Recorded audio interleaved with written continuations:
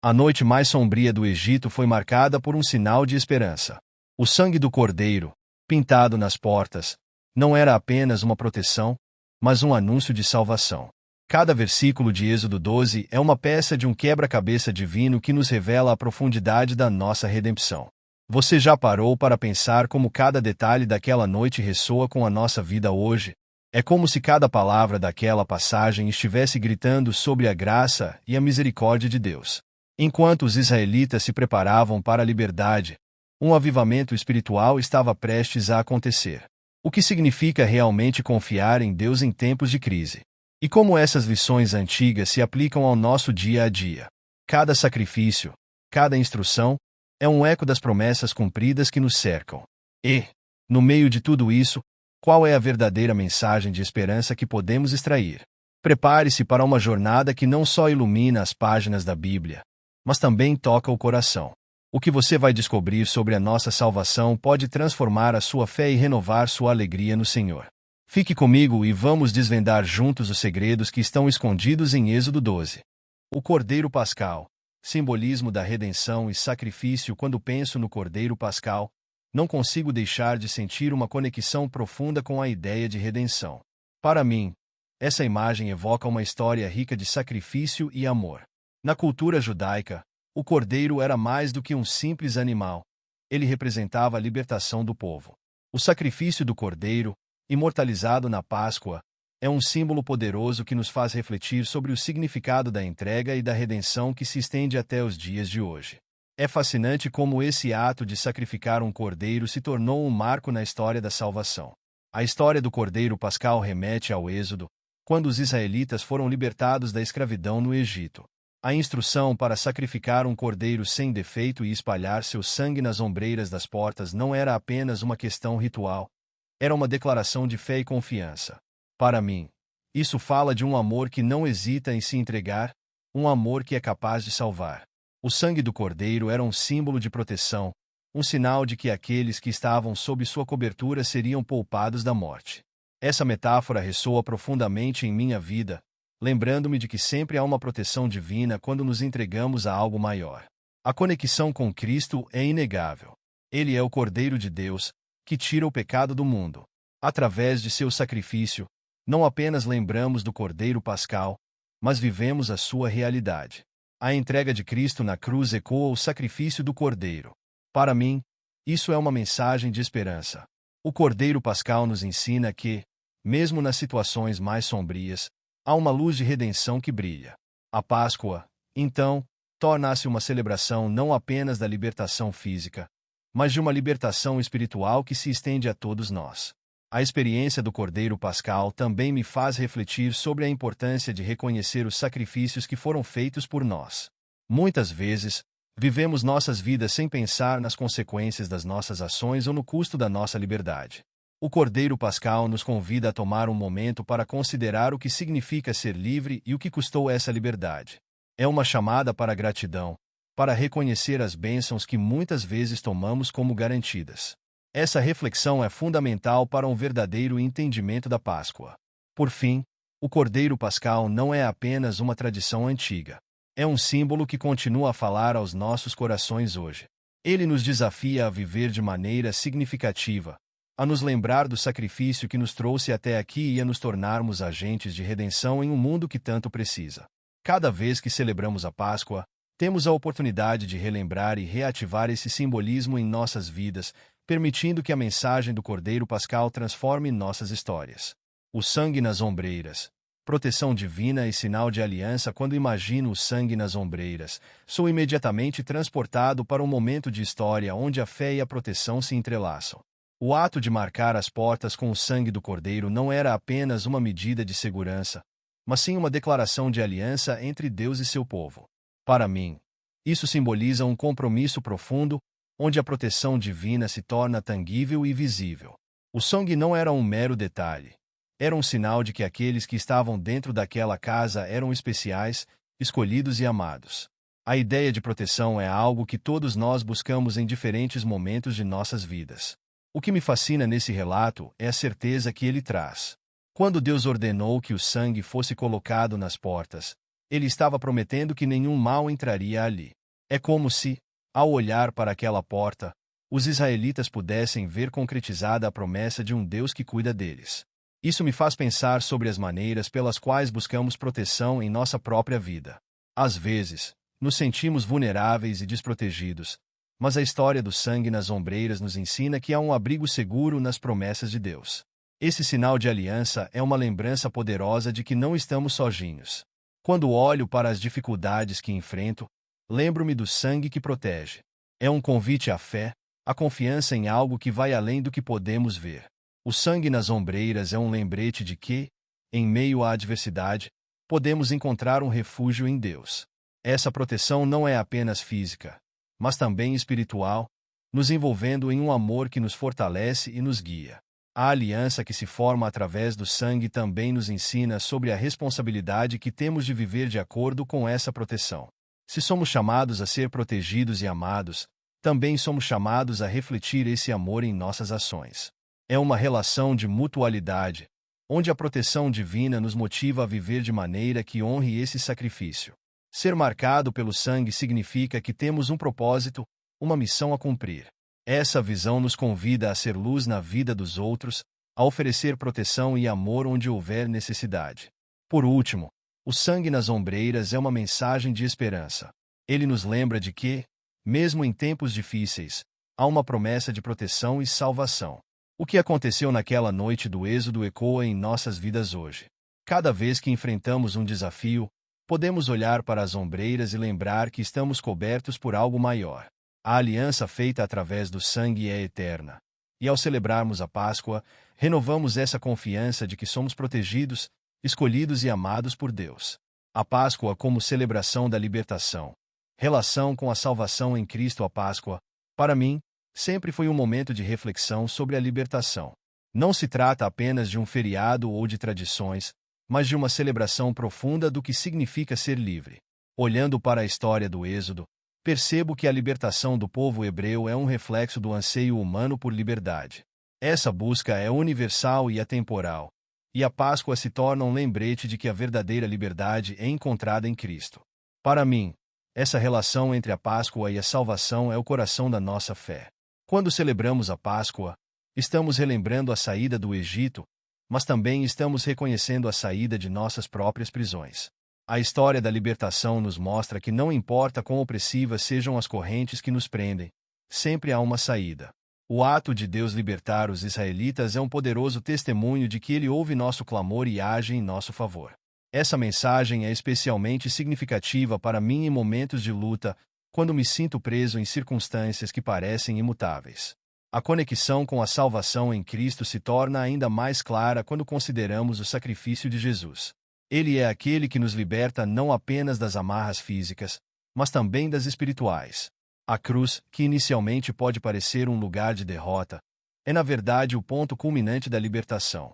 Quando Jesus disse "está consumado", ele estava declarando que a obra da salvação estava completa. Para mim, isso é um convite a viver em liberdade, a abandonar as correntes do passado e abraçar a nova vida que ele oferece. Essa celebração da libertação também é uma chamada à ação.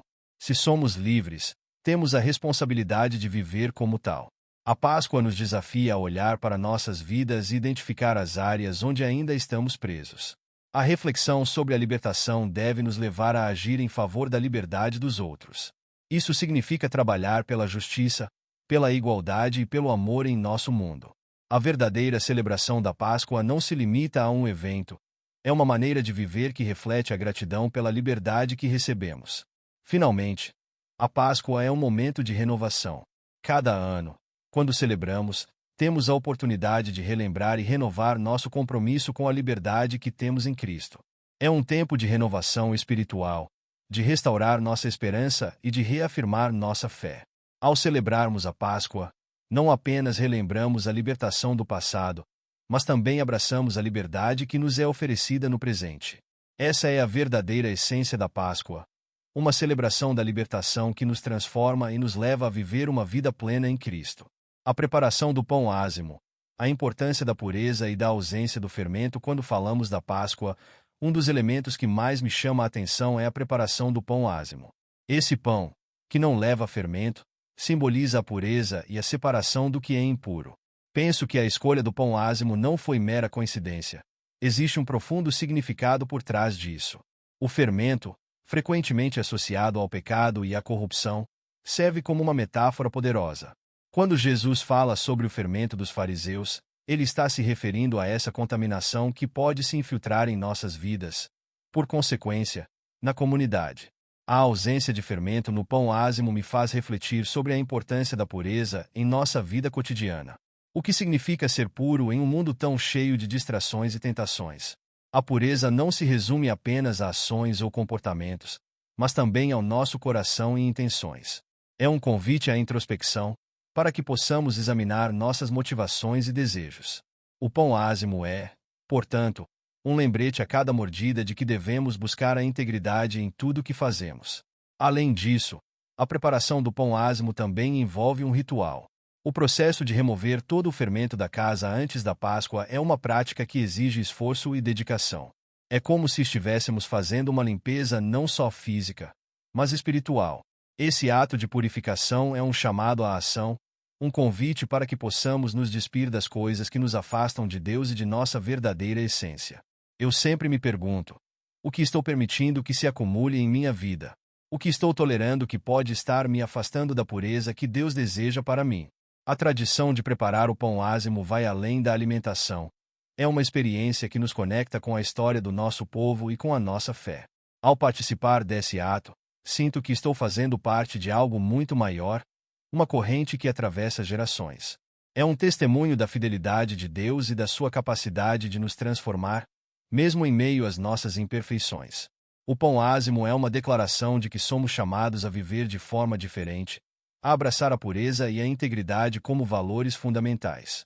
Por fim, a importância do pão ázimo se reflete também em nossa relação com Cristo.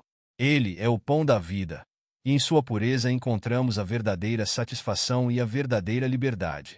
Ao me lembrar da preparação do pão ázimo, sou desafiado a refletir sobre como estou me alimentando espiritualmente. A ausência do fermento não é apenas uma prática ritualística, é um convite diário a buscar a pureza em pensamentos, palavras e ações. O pão ázimo se torna, então, um símbolo de nossa jornada em direção a uma vida mais plena e alinhada com o propósito de Deus. A ordenança do memorial. A lembrança constante da salvação recebida. A ordenança do memorial é outro aspecto fascinante da celebração da Páscoa. É como se estivéssemos sendo convidados a parar, olhar para trás e refletir sobre tudo que Deus fez por nós. A Páscoa não é apenas uma data no calendário, é um lembrete constante da salvação recebida, uma oportunidade de nos reconectarmos com o sacrifício que nos libertou. Ao participar desse memorial, sinto que estou renovando meu compromisso com a fé e com as promessas que Deus fez. Lembro-me de um momento especial em que participei de uma celebração da Páscoa em minha comunidade. As lembranças eram vívidas, o cheiro do pão ázimo, o vinho tinto que simbolizava o sangue do Cordeiro. Cada elemento era carregado de significado e história. Ao olhar para os rostos ao meu redor, percebi que não estávamos apenas relembrando um evento passado, mas nos unindo em uma experiência coletiva de gratidão e adoração. Essa união faz parte do que significa ser igreja, e a celebração do memorial nos lembra da importância de estarmos juntos nessa jornada de fé. O memorial também me faz pensar sobre a fragilidade da nossa memória. Muitas vezes, nos esquecemos das bênçãos que recebemos, das dificuldades que superamos e das promessas que Deus cumpriu em nossas vidas. A ordenança do memorial atua como uma âncora em tempos de incerteza. Ao nos lembrarmos do que Deus fez, somos encorajados a confiar em suas promessas para o futuro. É um lembrete de que, assim como ele foi fiel no passado, também será no presente e no futuro. É interessante notar que a lembrança não deve ser apenas um ato passivo. A ordenança do memorial nos chama a agir, a compartilhar nossas histórias de salvação com os outros. Quando falamos sobre o que Deus fez em nossa vida, estamos não apenas relembrando, mas também testemunhando. Isso se torna uma forma de evangelização, uma maneira de levar outros a conhecer a graça e o amor de Deus. Cada relato de salvação é como uma luz que brilha em meio à escuridão deste mundo, e isso nos motiva a ser portadores dessa luz. Por fim, A ordenança do memorial me lembra da importância de celebrar com alegria. A Páscoa é uma festa de libertação, e a lembrança constante da salvação recebida deve ser motivo de celebração em nossas vidas. Ao partilhar o pão e o vinho, não estamos apenas relembrando um evento histórico, mas participando da vida de Cristo e da comunidade de crentes. É uma oportunidade de renovar nossa esperança e fé, sabendo que somos parte de uma história de amor e redenção que começa na Páscoa e continua até os dias de hoje. A travessia do Mar Vermelho. A figura do batismo. Quando penso na travessia do Mar Vermelho, não consigo evitar a sensação de que estou diante de um dos momentos mais impactantes da história. Imagino o povo hebreu, com o coração acelerado, olhando para a imensidão das águas à sua frente.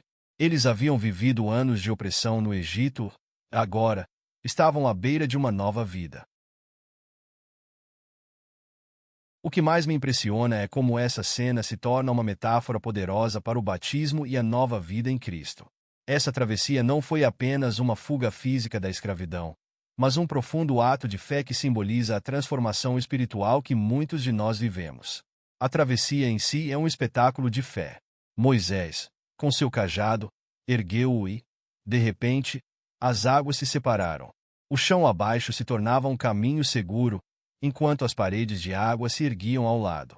Não posso deixar de pensar na coragem que foi necessária para dar aquele primeiro passo. Cada hebreu, ao atravessar, estava deixando para trás não apenas a terra do Egito, mas toda a sua antiga identidade. Da mesma forma, o batismo representa esse ato de fé em nossa jornada espiritual. É como se, ao mergulhar nas águas, deixássemos para trás nossos pecados e a velha vida, emergindo como novas criaturas. Esse evento marca a transição de um estado de escravidão para um estado de liberdade. O povo de Israel, ao atravessar o Mar Vermelho, estava se libertando das correntes do Egito, mas mais do que isso, estava se entregando a uma nova esperança, a uma nova promessa. Quando somos batizados, estamos também fazendo essa transição, um ato simbólico que nos conecta com a morte e ressurreição de Cristo. A Bíblia nos diz que, assim como Cristo foi ressuscitado, também nós, através do batismo, somos levantados para uma nova vida. Essa nova vida é repleta de promessas, de oportunidades, acima de tudo, de um relacionamento renovado com Deus. É interessante notar que, após a travessia, o povo hebreu não ficou parado. Eles continuaram a jornada rumo à terra prometida, enfrentando desafios, aprendendo e crescendo em sua fé. O batismo, embora um momento significativo, é apenas o começo de uma caminhada. Depois de termos tomado a decisão de seguir a Cristo, somos chamados a viver essa nova vida de maneira ativa. Cada passo que damos é uma oportunidade de amadurecer na fé, de confiar mais plenamente em Deus e de levar sua luz aos outros. A travessia do Mar Vermelho nos ensina que a libertação não é um ato isolado, mas um convite à transformação contínua. E, assim, ao refletir sobre a travessia do Mar Vermelho, vejo como essa história antiga ressoa tão profundamente em nossas vidas hoje. Ela nos lembra que todos nós, em algum momento, somos chamados a deixar para trás nossas antigas vidas e a avançar em direção a algo novo. O batismo é um símbolo poderoso desse ato de fé e entrega, e a travessia do Mar Vermelho nos oferece uma imagem vívida do que significa viver em liberdade, guiados por Deus em cada passo de nossa jornada. A nova vida em Cristo. Quando falamos sobre a nova vida em Cristo, é impossível não nos sentirmos inspirados. A ideia de que, ao aceitarmos a Cristo, podemos nos tornar novas criaturas é uma das mensagens mais vibrantes da fé cristã. Para mim, essa transformação é como um renascimento. Ao olhar para o que deixamos para trás, percebemos que a velha vida, cheia de erros e falhas, não precisa nos definir. Em Cristo, temos a oportunidade de reescrever nossa história, de viver de maneira diferente, com propósito e esperança. A nova vida em Cristo não é apenas uma mudança de comportamento. É uma mudança de coração, de mente e de espírito. A partir do momento em que aceitamos essa nova vida, começamos a experimentar uma paz que vai além da compreensão. É como se, de repente, todas as correntes que nos prendiam fossem quebradas e pudéssemos finalmente respirar. Essa sensação de liberdade é indescritível e, ao mesmo tempo, profundamente transformadora. É um convite para vivermos com alegria, sabendo que não estamos mais sozinhos, mas que temos um Salvador que nos guia. A caminhada em direção a essa nova vida também requer esforço e comprometimento. Não é algo que acontece da noite para o dia. Assim como o povo de Israel teve que enfrentar o deserto, nós também encontramos obstáculos em nossa jornada. No entanto, é exatamente nesses momentos que podemos experimentar a fidelidade de Deus. Ele nos sustenta, nos fortalece e nos encoraja a seguir em frente, mesmo quando a jornada parece difícil. Podemos nos lembrar de que a travessia do Mar Vermelho não foi um final, mas um novo começo, e que cada desafio que enfrentamos é uma oportunidade para crescer em nossa fé. Além disso, a nova vida em Cristo nos chama a sermos agentes de mudança no mundo ao nosso redor. Quando experimentamos essa transformação, somos levados a compartilhar essa boa nova com outros. A mensagem do Evangelho é uma mensagem de esperança, e ao vivermos essa nova vida, nos tornamos reflexos do amor de Deus. Isso nos desafia a agir, a ajudar aqueles que ainda estão presos em suas antigas vidas, mostrando-lhes que há um caminho melhor, um caminho que leva à verdadeira liberdade e à paz. Por fim, a nova vida em Cristo é um convite à intimidade com Deus. À medida que nos aprofundamos nesse relacionamento, podemos experimentar uma alegria que não depende das circunstâncias. É um chamado para nos conhecermos mais, para entendermos quem somos em Cristo e para caminharmos lado a lado com Ele. Ao refletir sobre essa nova vida, percebo que a travessia do Mar Vermelho representa não apenas a saída da escravidão, mas também a entrada em uma vida plena, rica em experiências com Deus, em amor e em serviço ao próximo. A importância da comunidade quando olho para a travessia do Mar Vermelho e o impacto que teve na vida do povo de Israel, percebo que essa jornada não foi feita sozinha. Eles estavam juntos, como um povo, enfrentando um desafio monumental. Isso me leva a refletir sobre a importância da comunidade na vida cristã. Assim como os israelitas atravessaram o mar em conjunto, nós também somos chamados a viver nossa fé em comunidade. Não somos apenas indivíduos em busca de nossa própria salvação, mas membros de um corpo, a Igreja, que se apoia mutuamente em nossa jornada. A comunidade nos oferece suporte e encorajamento. Muitas vezes, a vida pode ser desafiadora, e é fácil se sentir sozinho em nossas lutas. No entanto, quando estamos cercados por outros que compartilham a mesma fé, encontramos força e motivação. O exemplo do povo de Israel nos ensina que, juntos, podemos enfrentar qualquer desafio. Quando um membro do corpo está fraco, os outros se levantam para oferecer apoio.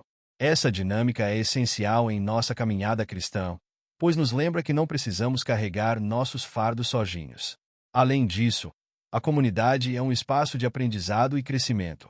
Assim como os israelitas aprenderam a confiar em Deus durante a travessia, nós também somos ensinados e moldados por meio das experiências uns dos outros. Compartilhar nossas histórias, desafios e vitórias nos ajuda a entender melhor a fidelidade de Deus em nossas vidas. Através das interações e do encorajamento mútuo, somos desafiados a crescer em nossa fé e a nos tornar mais semelhantes a Cristo. Outro aspecto importante da comunidade é a adoração coletiva. Quando nos reunimos como igreja, experimentamos a presença de Deus de uma maneira única. A adoração em conjunto nos une em um propósito comum e nos ajuda a lembrar que estamos todos em uma mesma jornada. A travessia do Mar Vermelho foi um momento de adoração e celebração para o povo de Israel, e nós também somos chamados a celebrar as vitórias e o amor de Deus juntos. Essas experiências de adoração nos fortalecem e nos reenergizam para enfrentar o mundo. Por fim, a comunidade nos envia para o mundo.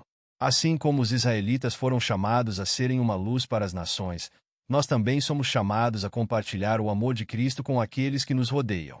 Através de nossas ações e palavras, podemos impactar nossas comunidades e fazer a diferença na vida dos outros.